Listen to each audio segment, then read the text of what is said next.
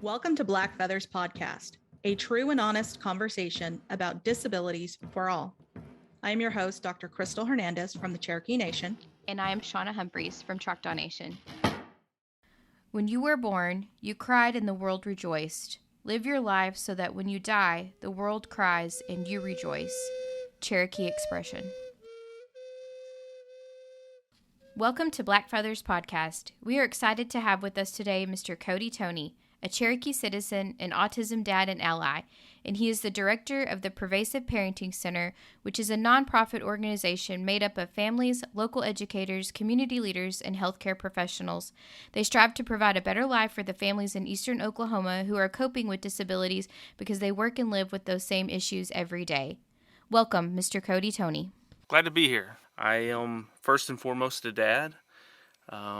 I have two boys, Konner and Kruz. Kruz is 14, Konner is 18, and at the age of 3, Konner was diagnosed with autism, and at the time I really didn't have a clue what that meant. Started doing research like, most parents. Well, after I went through the denial stage like most dads, but and then just trying to figure out what I could do to help my son, and I found out two things. In rural eastern Oklahoma where we live, resources are limited. What is here, most people just don't know about. And so I started doing everything I could to try to bring resources to him, and in turn started helping other families. I mean, I would get phone calls from people saying, "Hey, are you the dad that knows about autism?" And I'd say, "Well, I know a little, but if I can help you, let me know, and I'll help you in any way I can." And so in 2014, my wife and I decided that we would start a nonprofit organization. So we got our 501c3, put together a board of directors, and the Pervasive Parenting Center came about. In 2016, we applied for a grant through the U.S. Department of Ed, Office of Special Education Programs, and not expecting to get it at all the first time. We just thought we would apply for this thing. We never applied for a grant before in our lives. We had help from a wonderful lady named Joni Bruce, and if you guys know who Joni Bruce is, she's amazing. She works with the Oklahoma Family Network, and she said, if you want to write this, I'll help you write it. And so she did, and in September of 2016, we found out we were going to be the next Community Parent Resource Center. There are I believe right now there are 24 in the United States. At the time there were 23, and one in Oklahoma, and it's ours. And so basically that said, hey, the federal government's going to give you money to be an advocate full time. At the time I was working out of my car and out of my house, and just basically part-time while I was working full-time at the 2-year college here in Poto, and the rest is, as they say, history. I mean, everything just kind of started falling into place, and we've been helping people since 2000, really full-time since 2016. So Congratulations. That's fantastic. I know I see the efforts that you put forward, and, as a fellow autism parent, an advocate, an ally, it is us, right? That we go in, we fight these battles and gather this stuff, and people come and they ask questions because they hear about you and they hear about what you're working on. And we're the ones that kind of come together and forge this future for our kids, and then subsequently the kids of other people. And so I'm so proud of the work that you do. I watch you in your posts and your videos. I, unfortunately didn't get to go to the Cherokee Parent Support Group today. I was double booked, but I know you're doing so much, and our paths have definitely crossed so many times, not enough, but so many times. So fabulous work.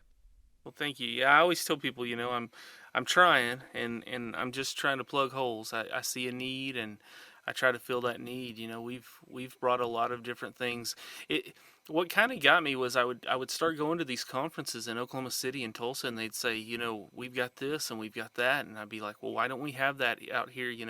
I'm located, for those that don't know, I'm located in, I live in Panama, but we have an office in Poto, Oklahoma, and I'd say, why can't we have that in Poto? Why can't we? And so we would start bringing the things that we could back here. But you're right, it's it's kind of nice, and Crystal, you know this because we see each other at some of those things. I know we just saw each other at the uh, Autism Day at the Capitol, and it's a family. It's a hey, you've got all these parents, just like you just said, that are working together to say, look, we need things for our children, but then people will call you, and it's how can I help? Because what I always think is this. I remember being that parent going, okay, what next? What do I do now? And so to me, if I can be that small help for them and say, okay, have you looked into this? How are things going with the school? Have you gotten an IEP? Have you done this? And if I can do some of the things that I wish somebody would have done for me, that's what this is about for me. So I want to ask you, a perspective. We hear about dads' perspectives, and you are a dad who walked this journey, who's still walking that journey. Tell us about that journey for you. How did you handle it? How did you feel? What was going through your head and in your story? Yeah, so as a dad, and I know, I can't speak for every dad, but I think this is pretty typical of most dads. I'll say this, my wife, first of all, let me stop and say, I always tell people, my wife is the brains, I'm just the mouth. The things that come, the trainings that we do, everything that we do is basically hers. I mean, she's come up with this stuff, she's feeding it to me, and I get to go out and actually implement it. But she was the first, and I say that, her mother would watch, my mother-in-law, who's an amazing woman, would watch Konner and said, listen, there's something going on. And then Jen listened and went and started working on evaluations and everything you have to do to get, that initial diagnosis. And I, like most dads, were just sitting there going, look, I don't think there's anything wrong with this kid. I think he's late, maybe delayed a little bit, maybe, but there's really nothing wrong. And I was in denial for probably a good 2 years before I finally said, look, I'm not smarter than a psychologist. I don't have the degrees that they have and all the training that they have. I have a piece of paper that says my son has autism. I need to stop this and see what I can do to help him instead of fighting it. And once I did, I'm going to tell you, I tell people this, it's almost like God just opened everything up and started handing it to me. That's when we got the idea to start the Pervasive Parenting Center. And then people would come to me and say, I can help you fill out the 501c3 information. I'll be like, great, I've never done that before. I had a lady come to me and say, here's this grant. You need to apply for this. It's just like everything started coming to me once I decided to stop fighting it and stop denying it. So, but I think that's typical of dads because, we want our kids to be perfect. Like we think that they're going to be. Now, that doesn't mean there's anything wrong with my child. It just means that I have to think differently than what society may be pushing on me. So I had to rethink my entire idea behind fatherhood, behind what my son's going to be like. And I'm going to tell you this. He's 18 years old. He graduates in about 2 weeks from high school. He's finishing up with the local technology center. He's doing things that we were told he would never do, and it's been an amazing journey. And he's ready to go to college. And that's something that if you'd have told me when I got that diagnosis and I was in denial, I would have told you, you're crazy. It's not going to happen. Thank you for sharing, and thanks for all you do in our community. Thank you so much for all that you've done, and thank you for sharing that from a dad perspective. As you work with families, what is the top issue or education requests that you notice from the communities or from families? We do those trainings, and I'd say most of the problems that we have are behavior, and it's a lack of communication most of the time. And I say that knowing, we're talking about autism, which, lack of communication is the biggest thing. And I'm not just talking about the communication with the child, the deficit of communication that they have. That is one of the biggest reasons. You guys know as well as I do, behavior is communication. If we've got a child that's acting out, it's because they're trying to tell you something. And then that second part of that communication that I'm talking about is this. We as parents, we as adults, we as educators, whatever the case may be, I would say a huge amount, if not 90-95%, I'm throwing out statistics and I know that whatever, but most of the problems we have are lack of communication on our end and not theirs. They're doing their best to talk to us. They're doing their best to tell us, whether that be verbally, whether that be throwing things, biting, but they're trying to tell us something. And most of the time, we're not listening or we're not communicating the way we should. And so that's really the biggest issue that I see, both among parents and among educators. Absolutely. I do a training just about that. Behavior changes is communicating. We just don't listen, like you said.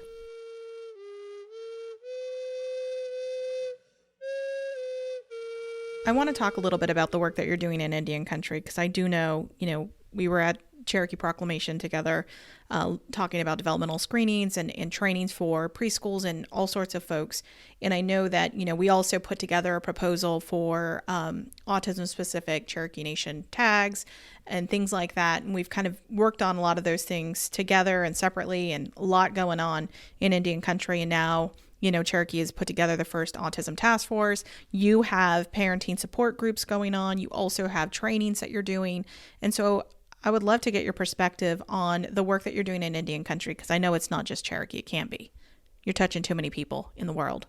Yeah, well, so let me kind of give you a little history of that. I used to work at Carl Albert State College at the Salisaw campus. And my office was adjacent to a gentleman by the name of Brian Warner, which I'm sure you guys know who that is, but at the time he was just Brian Warner, the guy across the hall, and Brian would sit and listen to me talk about Konner and talk about his stories and talk about the struggles that we had as parents every day. And as most of you know, Brian then becomes the principal or the deputy chief, and Brian said, listen, if I can ever help you or help other families going through the situations that you've been through, please let me know and I will help you. And so one day we were just kind of talking, and I said, listen, I had been working with the Choctaw Nation years ago. They had this thing called the Autism Initiative. It no longer exists, and for whatever reason, I don't know, but I would work with them on doing trainings and different things.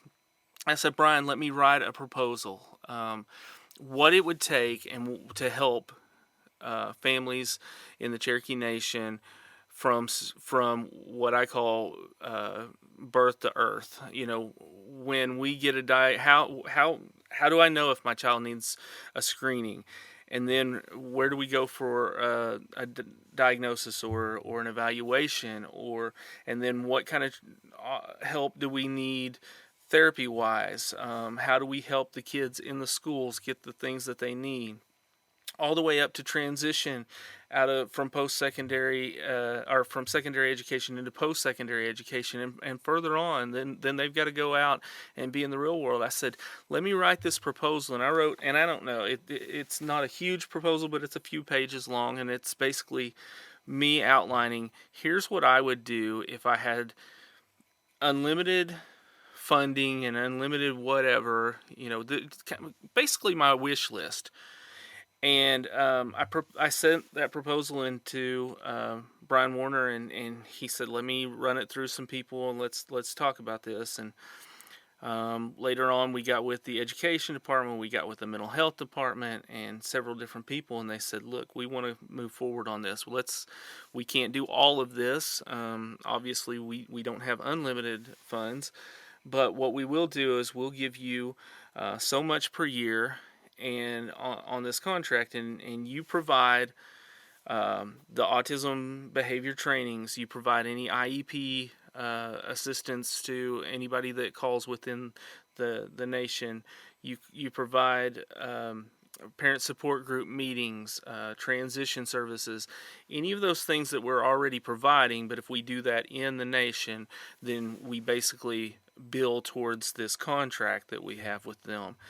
And so we're going out and we're working. And like you said, we had the parent support group meeting today. It was very successful. We only had 2 families, but I'm going to tell you, sometimes only 2 families is better than having 15, because you can really concentrate on 1 or 2 things and really talk.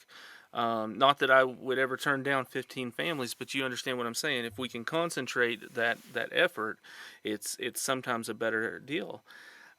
We are working with the mental health department right now, working on some dates this summer and maybe this fall, of going out and working with individual departments, the mental health department, the education department, but getting trainings to those different departments on autism behavior, disability acceptance, different things to help them help others.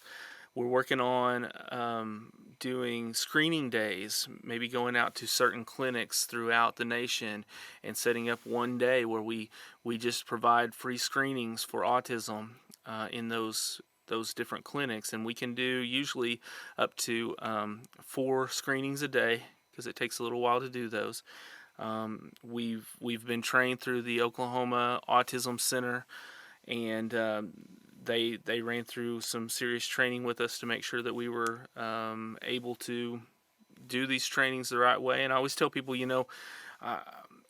I know what's on the paper, but I also work with and live with autism every day. So it's a little bit easier for me to spot certain things that some people don't. We have a social group that we work with, kids 14 and up, on transition services and getting them ready for life after high school. And that allows me to see and to talk firsthand with some people. And it's actually opened my eyes to certain things, because what people don't realize, I think, is that autism and severe ADHD and severe anxiety can all look a lot alike if you're just sitting down and talking to a family and asking them those red flags.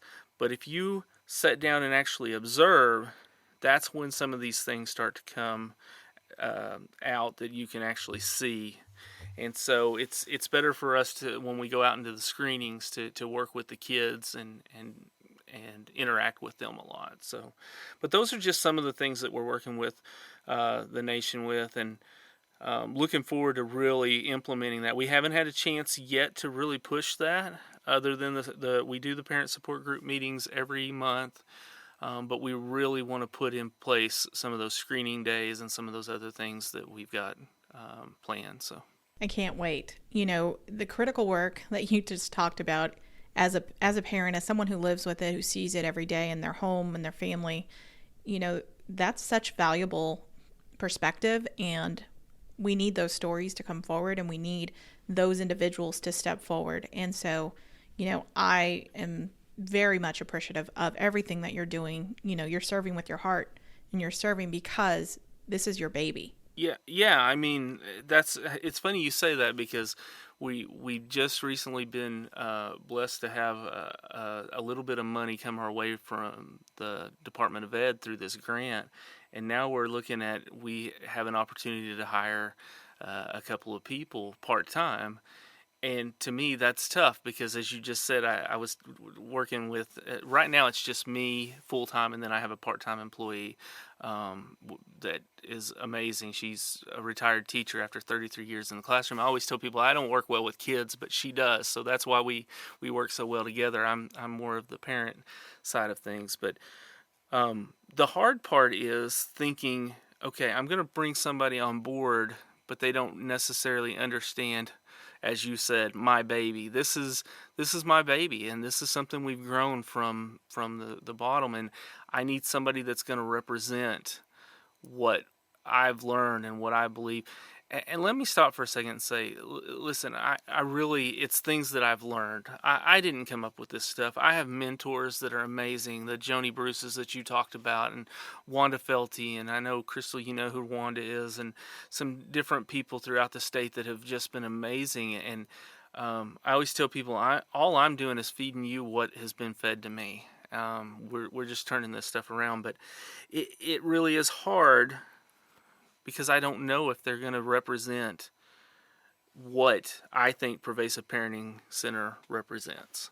You mentioned some powerhouse individuals, and when we know stuff, it's usually because we've had great teachers. And when we have that information, it is our responsibility to bring it forward and teach the next. And we have to keep doing that. I want to talk about another thing related to Indian country. We've talked about it on a couple episodes. I know it's no secret to anybody on this podcast, is that our individuals in Indian country are receiving fewer services, have more barriers to access to services, that we have to fill these gaps. We have to be creative. And that's when we see people like you pop up with these ideas and the heart and the will, and, with great partnerships and great mentors who really say, we need more, we deserve more, and come up with this, projects and these programs. And a lot of times people don't know. They don't know that these things are opportunities. They don't realize that, the resources that they have or the journey that they've walked can help other people. And so I'm so excited that you've come to that realization years ago, and now you're reaching out and you're, hitting these communities, you're hitting these families, and you're providing them with resources so that they can better serve their own loved ones and that they can protect the rights of their family. Yeah, I mean, again, this stuff was fed to me years ago, and I was fortunate enough to go through, and I'm not sure if you're familiar with the Partners in Policymaking program. I'm sure you probably are, but it's through the Oklahoma Developmental Disabilities Council for anybody that doesn't know, and it's a free 9-month program that helps you learn how to advocate for people with disabilities. And let me say this: I went into that. I went through the class of 2013. So that's been 10 years ago since I graduated from this. But they run you through this program, and it's amazing, the resources that you receive through this, but especially the networking, the people that you meet. I met Joni Bruce. I met Wanda Felty. I met Roseanne Duplon through the Oklahoma the Oklahoma Disability Law Center. I met so many people in that program, the Jen Randalls, just people that you were talking about powerhouses. Diana McCalmont, for anybody that doesn't know who that is, you need to look her up. She's done so many amazing things for the state of Oklahoma and disabilities over the years. And to meet those people, I say all that not name dropping, and I know I get people laugh at me all the time and say you're a name dropper, but that's not what my point is. My point is this: I had so many great mentors that it would be a disservice to them if I did not pass on the information that they passed on to me. It's important for us to keep that going. I think that in a strange way, and maybe you guys will understand this, goes along with the tradition of the Cherokee Nation and how we pass down traditions, from our elders, and that's kind of what I see this in a strange way. I totally understand you. I know Shauna totally understands you as well. We talk about the significance of passing down and passing out in our histories. I always tell people I'm just trying to help others, and if I can do that, if I can teach one parent their rights and they can go into an IEP and feel strong and help their family, that's all that matters. I'll take off from that a little bit. One of the first things that we had to do when we got this grant from the U.S. Department of Ed is we had to go to D.C. and we had to go through this training. And in that training, and I still, behind my desk somewhere, there is a sheet of paper that says, "So what?" And people see that and they think, man, that's kind of rude, whatever, so what? But they talked in this meeting about the so what factor. And what the so what factor is this: you can go out there and you can talk to 1,000 educators. Let's say we do a training with 1,000 teachers one day. Okay, that 1,000 people do not matter if none of them got anything out of this. It's kind of going back to what I was just talking about earlier with this parent support group meeting. So what if I had 25 families there? If nobody got anything out of it, but if I can help one person, and it's a significant has a significant effect on their ability to help their child, that's the so what. So, as an autism dad, a Cherokee citizen, and an organization leader focused on developmental disabilities and parent support, what do you see as the greatest opportunities for service and supports? And what are some key issues that we need to focus on? Well, I don't think it's any surprise. Let me back up and say that I only know what I go through with Konner, and by that I mean when he was getting ready to go to the therapies at first. That's what I was learning. When he started school, then I started learning about IEPs. Now we're in transition mode because he's about to graduate high school. So I learn as he goes, and that's kind of where I'm at. I said that to say this. It's no secret that transition services, not only in Oklahoma, I'm on several national transition committees and groups too. And the biggest issue is transition services. We have kids with disabilities of all ranges, of all different groups, and they have different abilities, but all of them can be a really contributing part to society if they're given the proper services, the proper tools, the proper training. But once we give them that training, one of the biggest issues we have is where are they going to go? We're working on right now that we know that the Department of Rehabilitation Services, the Cherokee Nation Voc Rehab, the Choctaw Nation Voc Rehab, Workforce Oklahoma, all of these different groups, the PREETS program, which is through OU, and I cannot remember what the ETS stands for, but all of these programs are designed to help a kid or a young adult learn how to go to work and contribute to society. Great concept. But after the training's done, we do not have the jobs to put them into. So then we have kids or young adults that are sitting at home and parents that are going, now what? What do we do? I'd say that's one of the biggest issues that we have right now, at least as far as I have seen. I will tell you this, one of the things, and this is kind of a neat concept, and we're actually working on getting this moved up to Tahlequah next. In Podo, we're about to do a reverse job fair.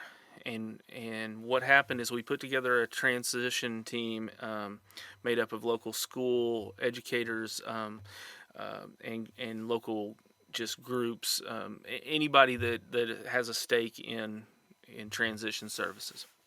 And we said the same thing. We have all these services, but then we have no jobs. So what we're doing is we're getting all those groups together, the DRS, the Voc Rehab, the workforce, and we're going to invite them to come in. We've actually got them on board. And then we're inviting local potential employers, managers, business owners, whoever wants to come and listen. And we're going to have them come in, and we're going to answer any questions that they might have. Why do you not want to hire somebody with a disability? What are your biggest fears? What are your concerns? How can we take care of that and answer those questions for you? One of the neat thing that's going to come about in this is that Tim Herbell, if anybody knows who that is, he's the head of the Not Your Average Joe coffee shops through Oklahoma City and now Broken Arrow. We're working with him. He's going to come in and be our keynote speaker, and they hire people with disabilities, for anybody that doesn't know. And he's going to be there and say, hey, I've done it. I've gone through this. So what are your concerns? What are your problems? I think that's going to be a pretty neat thing. But as I was working on this, I got with the Riverhawk program, which I'm sure you guys are familiar with at NSU. And the gentleman there said, I love this idea. I think I want to do one of these in Tahlequah. And I said, let's do it. And so as soon as this one's over, I'm going to start talking to him about how we can move that to Tahlequah and kind of get that going that direction too. I love that you bring up transition services. It's a hot topic, in many meetings that I'm joining. When we have these trainings, right? And we have these programs, and then what? That next step, then what? And a lot of individuals talk about that. We can do so much, but we're never given the opportunity. We can do more than, this 2 jobs or this 1 job. And I think we need to refocus on the potential and the possibilities. There's a lot of research and a lot of publications that talk about how great individuals with differences can be in the workforce. The different perspectives that they can bring, the different skill sets they can bring.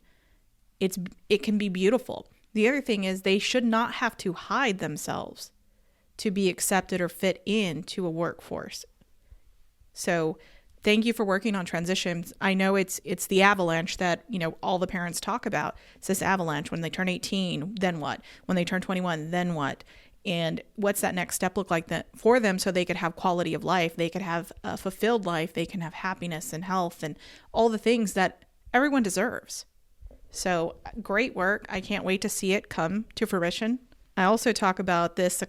I talk about this a couple times too. Kids turn into teens, teens turn into adults, and we always forget that. Yeah, I mean, what's life after? And that's what we've pushed. Let me kind of back up a little bit because I talk about earlier in the podcast that we were told a lot of things about Konner. We were told when he was younger that he'd probably never talk. We were told he'd never ride a bicycle, and he never conformed to a mainstream classroom. If anybody's ever heard me talk, they've heard those things over and over again, but I think they're important because Konner can talk. He was never supposed to. Had one speech therapist that said, once we get him to start talking, you'll wish he'd shut up. I don't wish he would shut up because he was never supposed to. I wish he had a volume knob sometimes, but I don't wish he'd shut up. He never did learn to ride a bicycle with 2 wheels because of some balance issues, but we bought a 3-wheel. Let's adapt and overcome and not worry about it. I mean, he's just as cool as the rest of the kids riding his bicycle around the neighborhood. It's not that big a deal. And then he's never been in anything but a mainstream classroom. And that's because at when school first started, I said, listen, I had a mentor named Patrick Schwartz. Patrick Schwartz is an amazing guy, and he said, listen, there is no, the way he puts it, there is no McDonald's or Walmart for autism. And what he means is these kids have got to go out into the world at some point and be part of the world. And how are they ever going to know how to conform to social norms if they're not with their peers? I had the same fears that every parent does. Are you getting bullied? I would go to him. I would ask him every day. He would get in the car and I'd say, hey, how are you? How was your day? Did anybody pick on you today? Did anybody bully you? And of course, Konner, having autism, he just would say, no, I don't think so. No, I don't think so. So I started asking his teachers. I started asking his principals. I started asking his peers. And I was like, there's no way. And they would say, listen, those kids, he doesn't. Those kids are amazing to him. They help keep him in line literally and figuratively. And they have just rallied around him. And again, I could tell you tons of stories, but I'm going to tell you one that I think is pretty awesome. I got a phone call. No, I was at a parent-teacher conference it was in the fall. I can't remember when, but I went into a classroom to talk to one of his teachers, and there were 3 or 4 teachers standing around, and they were like, "Can we tell him? I don't know if we can tell him. Can we tell him?" And I was like, "What are we talking about?" And they said, "Okay, you cannot tell Konner this," but they had done the who's who, where best dressed, most likely to succeed, and all of those things, and your classmates vote on that. And his classmates had voted him Mr. PHS, which is Mr. Panama High School. That's for the best all-around person, and they had voted him as that. And you want to talk about emotional, and of course my first thought was, is this a joke? Are they just making? And it was absolutely not. They had people that said, we absolutely want him to be the Mr. PHS. And I was almost in tears, and I'll be honest with you, I'm misting up a little right now just talking about it. He's overcome so many things, and they know that because they've seen that every day. And that's why inclusion is important, I think. So we talked about that transition piece, and that's one of the biggest things that we're working on. And so we wrote into the grant a social group for 14 and up, preparing them for life after school. I've kind of talked about that a little bit, but we work with them on self-advocacy skills, job skills, social skills, anything to help them get prepared for life after high school. That started in the summer of 2017. It's been a great program. Through the summer, we really work with them hard on those skills, and then throughout the rest of the year, they once a month will meet in our office, and we have a core group of about 10 to 15 kids that'll get here, and they just socialize. It's a hangout for them. They get to, we have a group that plays Dungeons and Dragons, and we got a group that plays Magic the Gathering, and we got a group that plays Uno, and one that sits over and does karaoke, and it's just a place for them to socialize, and you see them come out of different places. But I said all that to say this. Something that's grown out of that is that last year, the Department of Mental Health and the Oklahoma Department of Mental Health and Substance Abuse Services got with us. We kind of collaborated on a 3-day training camp, if you will, called the Southeast Region Youth Expedition. And what that is a 3-day camp of them coming into Carl Albert State College, and we going through this basically boot camp with them on self-advocacy skills, job skills, interacting, playing games, all kinds of different things for 3 days. It was such a success last year that we are now doing it for we did it 2 days last year. We're doing it 3 days this year, and we are doing 2 nights in the dorms. We're going to put them up in the dorms and let them have somewhat of a college experience for about 3 days.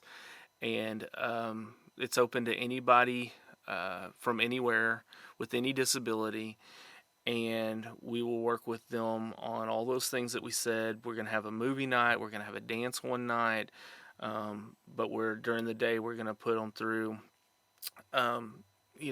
self-advocacy, hygiene, anything that's going to help them prepare for life after high school. We're even going to have somebody from, I believe it's from the Choctaw Nation, come in and do sexuality with them, talk about those things that we don't want to talk about, but we need to, and really just get them ready to go. And so I'm pretty excited about this. We're working with the Department of Mental Health, the Oklahoma Developmental Disabilities Council, Oklahoma Family Network's part of that, and of course Carl Albert State College is a part of that. And so we are super excited about that. That'll be June 8th through the 10th. And we've gotten our core group here, but we will not turn anybody away. So if somebody wants to, the only thing that might be affected is we ordered shirts today, so they may not get a shirt, or it may be later, but they can still come in and get all the training and everything else that's involved in that. So, and they don't have to stay in the dorms, so I'll put that out there too. We would like for them to, just because I think it's a great part of this. Plus, it adds some respite for the families, that we don't get a lot. If you want to contact us, give us a call, 918-647-1255, or you can email me at ktoney, Toney, at pervasiveparentingcenter.org. We also have a Facebook page. You can go give us a message on there, or we have a website, www.pervasiveparentingcenter.org. Thank you so much, Mr. Toney, for joining us.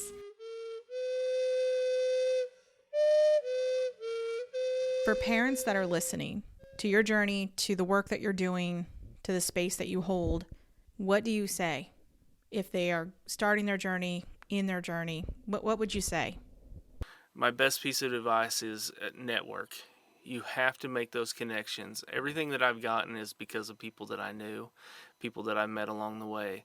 So don't hesitate to ask questions, and don't hesitate to network, because you have to know people to get anywhere.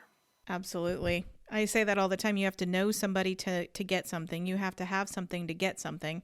And so although it's a cumbersome system and definitely needs improvement, it's what we have, and that's what we have to work with now. So absolutely. Well, thank you for joining us. We appreciate your time and all the information that you shared today. And I love that you are expanding to possibly other nations and doing some work over there that's critically needed for the families and individuals walking these journeys. Thank you so much for joining us. Thank you. Thank you guys so much. Anytime, guys. Anytime. Let me know. Absolutely. Thank you. Family and parent support is so vital in building strong communities and nations. We must continue to strengthen the supports, services, and resources we provide to our people. It should not continue to be so hard to navigate systems. It should not continue to be a winding road of secret paths to gain access to critical services. We cannot continue to build and reinforce unrealistic structures of service that are out of touch and out of reach and are useless unless you have the secret code. Our systems and supports must be culturally rooted, built by us for us in meaningful and comprehensive and equitable ways. The power of our hearts is seen in the words that grace our lips and the actions that are put forth into the world. And there is no greater love than that of a parent working to change our world to embrace and protect our children. We want to thank our listeners and hope that you'll continue to listen, subscribe, share, and provide ratings and reviews. Also follow us on Twitter at BlackFeathersPod. You can get resources and information about this podcast at blackfeathers.org. Thank you to Cherokee National Treasure, Tommy Wildcat, for the use of your flute music on this podcast. I want to thank Lucas Frazier and the boys for letting us use their drumming music. Please subscribe to Black Feathers Podcast. You can find us wherever podcasts are found. We would love to hear from you.